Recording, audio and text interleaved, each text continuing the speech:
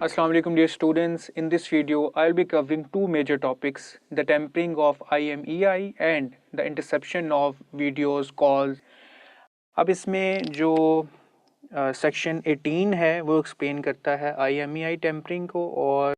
Interception को explain करता है section 19 prevention of electronic crimes act 2016 का। सबसे पहले अंडरस्टैंड करते हैं कि IMEI होता क्या है और उसकी टेम्परिंग से क्या मतलब है। तो IMEI ऐसे कोड्स को बोला जाता है जो किसी डिवाइसेस के साथ अटैच होते हैं उसकी रिकॉग्निशन के लिए, उसकी पहचान के लिए, उसको अंडरस्टैंड करने के लिए। मिसाल के तौर पे आपकी शनाख्त के लिए आपका शनाख्ती कार्ड नंबर है या आपका बेफॉर्म नंबर है। तो इसी तरह जब डिवाइसेस इंटरनेट पे कनेक्ट करती हैं तो उनको एक कोड असाइन किया जाता है जिन्हें आईपी एड्रेस बोला जाता है उनका। और इसी तरह जो डिवाइसेस बेशक वो इंटरनेट पे कनेक्टेड नहीं होती हैं तो हर डिवाइस का अपना एक कोड होता है जिसको हम IMEI कोड कहते हैं, कि जो उस डिवाइस को रिकॉग्नाइज करता है कि वो क्या डिवाइस है, कहाँ पे वो बिल्ट हुई और उसकी क्या करेक्टरिस्टिक्स हैं। तो इस ऐसे कोड को हम IMEI नंबर बोलते हैं। तो इस ऐसे नंबर को अगर आप मॉडिफाई कर दें, उसको अगर आप ऑल्टर कर दें इस पर्पस के लिए कि वो डिवाइस ना पहचानी जा सके, जो डिफरेंट क्रिमिनल्स हैं वो इन्हीं दो मकसद के लिए इस चीज़ को करते हैं कि या तो वो उस स्टोलन डिवाइस को हाइड कर लें या वो किसी भी किस्म की डिटेक्शन से अवॉइड करें। किसी भी किस्म की जो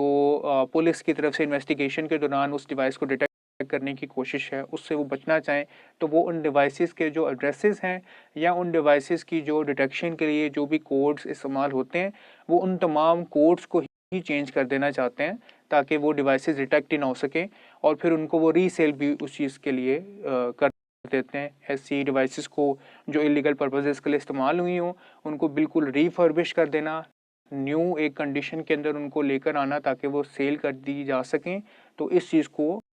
हम IMEI जो चेंजिंग है इसको भी ऑफेंस के अंदर डील करते हैं, prevention of electronic crimes act 2016 section 18 के अंडर। अब सेक्शन 18 इसके अंदर एक्सप्लेन करता है कि अगर कोई भी पर्सन कोई IMEI को चेंज कर देता है या उसको रीप्रोग्राम करता है, ऑल्टर करता है, एग्जिस्टिंग जो कंटेंट मौजूद है वहाँ पे IMEI कोड लिखा हुआ है उसको चेंज कर देता है या उसको नए सिरे से रीप्रोग्राम करता है प्रीवियस वन को डिलीट करके, यानी चाहे ऑल्टर किया जाए चाहे डिलीट करने के बाद न्यू उसको प्रोग्राम किया जाए, ये दोनों चेंजिंग के अंदर ही आ जाते हैं जो IMEI कोड की चेंजिंग है और इस लॉ के अंदर उसको रिकॉग्नाइज किया जा रहा है। अब ये जितने भी ऑफेंसेस इस तरह से रिकॉग्नाइज किए जाते हैं वो इसी पर्पज़ के लिए किए जा रहे हैं कि कोई भी मोबाइल फ़ोन है या वो कोई भी वायरलेस हैंडी डिवाइस है या वो कोई इवन आपका टैबलेट्स हैं, ऐसी कोई भी डिवाइस जिनके भी कोड्स को चेंज कर दिया जाए सिर्फ इस मकसद के लिए कि उनकी जो पहचान है वो ना की जा सके। जब उसको कन्फिस्केट कर लें, जब उसको इन्वेस्टिगेशन के लिए जो अथॉरिटीज़ हैं अगर उस डिवाइस को वो ले भी लें तो वो उसको इस चीज़ को ना पहचान पाएंगे ये वही डिवाइस है जिससे कोई ऑफेंस कमिट हुआ है। तो इस ऑफेंस का जो लास्ट इंग्रेडिएंट है वो कंप्लीशन का ये है कि ऑफेंस कब कंप्लीट हो जाता है, जब उस प्रोडक्ट को जो न्यूली तैयार कर ली गई है उसको या तो इस्तेमाल में लेके आया जा रहा है या उसको बेच दिया गया है किसी ऐसे पर्पस के लिए जिसको फर्दर उस पर्सन ने किसी और इलीगल एक्टिविटी के लिए इस्तेमाल करना है या अपने किसी डेली लाइफ पर्पस के लिए भी इस्तेमाल करना है। लेकिन अगर उसको कोड को चेंज कर दिया गया है तो ये भी एक क्राइम अंडर दिस सेक्शन इसको ऑफेंस माना जाता है। और इस ऑफेंस की जो पनिशमेंट है वो 3 साल तक की सज़ा और 1 मिलियन तक का फाइन जो है वो कोर्ट उस पर्सन को साइन कर सकती है जो इस तरह की किसी भी एक्टिविटी के अंदर इंडल्ज है, ऐसे मोबाइल फ़ोन को यूज़ कर रहा है, सेल कर रहा है या इवन IMEI को चेंज कर रहा है, तो उस पर्सन को 3 ईयर्स तक की पनिशमेंट जो है वो कोर्ट असाइन कर सकती है। Moving on to the second important topic which is unauthorised interception. Unauthorised interception का मतलब ये है कि आप सीक्रेटली किसी ऐसी प्राइवेट टॉक को सुन रहे हो, आप किसी सिग्नल्स को हैक करके आप किसी कॉल को सुन रहे हो, किसी रिकॉर्डिंग को सुन रहे हो, किसी भी ऐसी कम्युनिकेशन को सुन रहे हो जिसको सुनने के लिए आप अनऑथराइज हो। वो किसी पर्सन की कोई प्राइवेट गुफ्तगू भी हो सकती है, वो कोई गवर्नमेंट इंपॉर्टेंट एंड प्राइवेट जो कॉल्स हैं वो हो सकती हैं कि आप उनको इंटरसेप्ट करके सिग्नल्स को आप उस कॉल को सुनना चाह रहे हो, तो ये सब भी आपकी अनऑथराइज्ड इंटरसेप्शन के अंदर आ जाता है। इसके अंदर आप किसी भी सिग्नल को कैप्चर कर रहे हो, आप किसी सीक्रेट इन्फॉर्मेशन को सुन रहे हो, तो ये सब जो आपका प्राइवेसी का राइट है जो कॉन्स्टिट्यूशन ने भी हर पर्सन को प्रोवाइड किया है कि उसकी जो प्राइवेट चीज़ें हैं, जो प्राइवेट कम्युनिकेशन है, और एनीथिंग विच ही फील्स कि वो उसके लिए प्राइवेट है, अगर आप उसमें इंटरसेप्ट कर रहे हैं तो आप एक क्राइम कमिट कर रहे हैं, और एक फंडामेंटल राइट जो आपका कॉन्स्टिट्यूशन आपको प्रोवाइड करता है, आप उसके भी अगेंस्ट जा रहे हैं। अब ऐसे कोई भी जो क्राइम कमिट हो रहा है, उसको जो स्टेट लॉ है वो प्रोटेक्ट करता है कि कोई भी प्राइवेट कम्युनिकेशन है जो आम पब्लिक के लिए नहीं है और उसको किसी भी अनऑथराइज पर्सन को नहीं सुनना चाहिए। तो ऐसी तमाम चीज़ों को जो स्टेट लॉ है वो प्रोटेक्ट करता है कि वो किसी भी किस्म के ऑडियोज़ की सूरत में बात हो रही है, कोई रिटन मैसेजेस हैं, या वो किसी भी सूरत में कम्युनिकेशन की जा रही है, अगर आप उसको इंटरसेप्ट कर रहे हो और उसको सुन रहे हो, आप उसके लिए ऑथराइज नहीं हो, तो आप इस क्राइम को कमिट कर रहे हो। अब देखते हैं कि इसके ऊपर सेक्शन 19 जो है वो किस तरह से इसको एक्सप्लेन करता है। क्या टेक्निकल फर्दर जो वर्ड्स हैं वो सेक्शन 19 एक्सप्लेन कर रहा है इस ऑफेंस को एक्सप्लेन करने के लिए, या इस ऑफेंस के एलिमेंट्स क्या हैं। तो सबसे पहले जो सेक्शन 19 एक्सप्लेन करता है वो ये कहता है कि किसी भी किस्म की जो इंटरसेप्शन की जा रही है वो किसी न किसी टेक्निकल मीन्स के थ्रू की जा रही है, यानी कोई कंप्यूटर इस्तेमाल किया जा रहा है, कोई ऐसे टूल्स या सॉफ्टवेयर इस्तेमाल किए जा रहे हैं,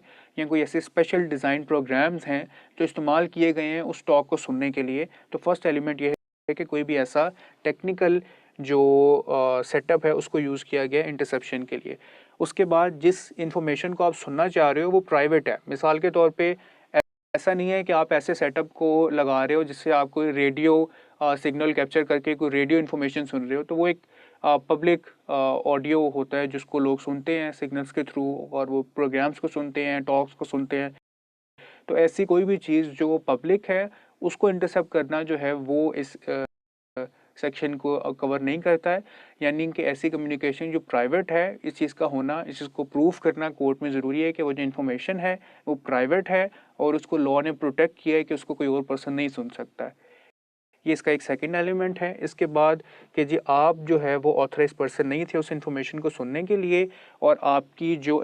इंटेंशन थी उस इंफॉर्मेशन को सुनने की वो मौजूद थी, और आप एक नेगेटिव इंटेंशन के साथ उसको सुन रहे थे ताकि उस इंफॉर्मेशन से आप बेनिफिट हो सके, या आप उस पर्सन की जो प्राइवेसी है, उसकी जो डिग्निटी है, उसके खिलाफ आप कोई बात कर सकें इन फ्यूचर, या उसको ब्लैकमेल कर सकें। आपकी अगर इस तरह की कोई इंटेंशन थी तो इस चीज़ को भी प्रूफ करना कोर्ट ऑफ लॉ में प्रोसिक्यूशन के लिए ज़रूरी हो जाता है कि जिस पर्सन ने उस इन्फॉर्मेशन को सुना है वो गलती से नहीं सुना है, उसकी इंटेंशन थी उसको सुनना और उसको इन फ्यूचर नेगेटिवली यूज़ करना चाह रहा है। और इन ऑफेंसेस के लिए जो लॉ पनिशमेंट वो हमें बताता है कि 2 ईयर्स तक की जो इम्प्रिजनमेंट और 5 लाख तक का फ़ाइन जो है वो कोर्ट्स ऐसे लोगों को कर सकती हैं जो किसी भी किस्म की ऐसी कम्युनिकेशन को सुन रही हैं जिसके लिए वो ऑथराइज्ड नहीं है। आइए इस कॉन्सेप्ट को अब एक केस लॉ की मदद से समझते हैं। ये जी एक केस है 2024 MLD 243। यहाँ पे हमना कैसर एक खातून हैं जिन्होंने कोर्ट के अंदर एक रिट फाइल की जिसमें वो कहती हैं कि कुछ ऐसा कंटेंट रिकॉर्ड हुआ और अपलोड हुआ जो उनकी प्राइवेसी के ख़िलाफ़ था। उनकी ऑडियोज़ और कुछ स्पेसिफ़िक ऐसी रिकॉर्डिंग जो है जो उनकी प्राइवेट थी उसको डिसमिनेट किया गया सोशल मीडिया के ऊपर इलेक्ट्रॉनिक मींस के थ्रू। तो ऐसी तमाम वीडियोज़ जो उनकी प्राइवेट हैं वो उनका अपना पर्सनल राइट है और उसको किसी भी तरीके से पब्लिक डॉक्यूमेंट के तौर पे यूज़ नहीं होना चाहिए और उसको पब्लिक को डिसमिनेट नहीं कर देना चाहिए। तो उनका ये क्लेम था कि ये उनकी प्राइवेसी का बिल्कुल ख़िलाफ़ एक एक्टिविटी है जो हो रही है, और उनके जो पर्सनल रेपुटेशन है उस खातून की सोसाइटी के अंदर वो इंडल्ज हो रही है इस चीज़ के अंदर, और बहुत ज़्यादा इफ़ेक्टेड है इस चीज़ से। तो अथॉरिटीज़ को चाहिए कि ऐसे कंटेंट को वहाँ से रिमूव करवा दिया जाए। तो जो भी अथॉरिटीज़ हैं वो उसको अपना टाइमली अपनी ड्यूटीज़ नहीं परफॉर्म कर पाई हैं, इसी वजह से पेमरा के ख़िलाफ़ उन्होंने ये केस हाई कोर्ट के अंदर दर्ज किया और ये कहा कि जो पेमरा है वो अपनी ड्यूटीज़ नहीं परफॉर्म कर पाया, इस वजह से जो उनको जो डैमेज कॉज हुआ अपनी पर्सनालिटी के ऊपर, इसके ज़िम्मेदार जो है वो उसमें पेमरा है। और क्योंकि वो सोर्स नहीं मिल पाया जिस भी पर्सन ने वो कंटेंट शेयर किया गया, तो इनकी रिक्वेस्ट सिर्फ ये थी कि ऐसे कंटेंट को फौरी तौर पे रिमूव कर दिया जाए जो किसी भी पर्सन की डिग्निटी के खिलाफ है। अब देखते हैं कि इसके ऊपर कोर्ट की क्या जजमेंट आई और क्या लर्निंग प्रिंसिपल्स हैं जो इस केस से हमें मिलते हैं। अब इसमें सबसे पहले जो चीज़ अंडरस्टैंड करने के लिए ज़रूरी है वो कोर्ट ने ये कहा कि जो ब्रीच ऑफ प्राइवेसी है किसी भी पर्सन की, वो एक क्रिमिनल ऑफेंस है। आप किसी भी पर्सन की जो प्राइवेसी है उसके ख़िलाफ़ कोई भी बात नहीं कर सकते हैं। कोई भी ऐसा जो कंटेंट जो किसी पर्सन का प्राइवेट है उसको पब्लिकली आप शेयर नहीं कर सकते हैं, वो इस सेक्शन के अंडर जो है वो डील किया जाएगा। इसके अलावा जो डिसऑनेस्ट इंटेंशन है उसके बारे में एक बहुत इंपॉर्टेंट 2 प्रिंसिपल्स इस केस ने हमें बताए कि जब मैं आपको प्रीवियस वीडियोस के अंदर भी एक्सप्लेन कर रहा हूँ कि क्राइम की 2 चीज़ें ज़रूरी हैं, एक्शन और इंटेंट, डिसऑनेस्ट इंटेंशन। तो कोर्ट ने कहा कि डिसऑनेस्ट इंटेंशन सिर्फ साबित